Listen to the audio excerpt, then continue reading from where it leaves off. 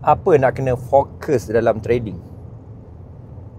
Sebab apa yang you fokus dalam trading akan menentukan outcome, sama ada tak konsisten, maksudnya duit banyak, habis banyak, ataupun satu lagi ialah betul-betul konsisten. So apa yang determine benda ni? Apakah single variable ataupun single differentiator yang kalau you fokus pada benda ni, dia akan make all the difference dalam trading.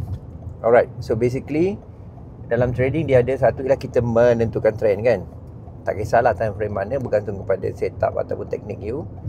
Boleh pergi pada single time frame atau multi time frame. Dan kemudian kita entry, betul? Kita entry.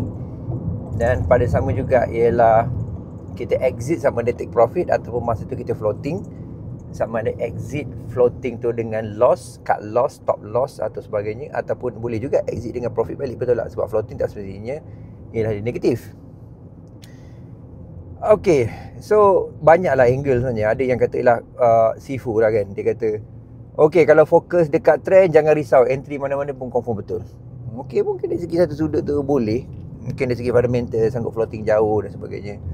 Okay, yang kedua adalah entry mesti sharp. Kalau entry kena, walau macam mana pun akan menentukan profit yang berganda-ganda.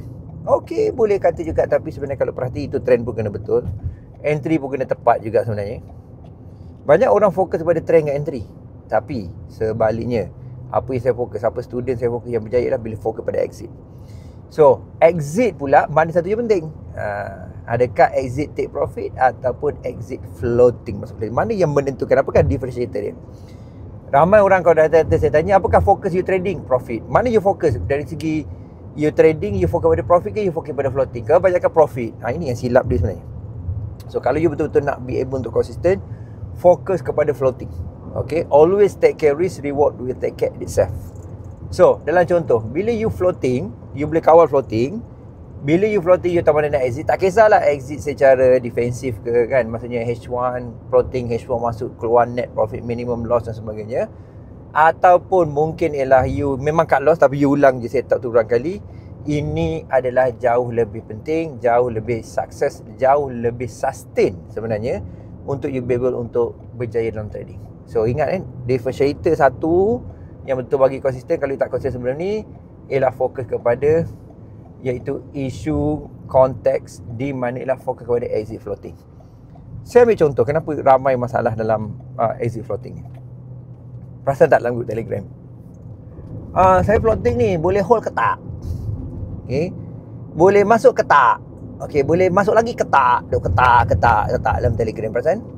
So dalam konteks ni lah, you kena faham konteks ni lah ya? Duk hold ke tak, masuk ke tak kan? Boleh Sifu, boleh tunggu lagi ke tak? Duk ketak.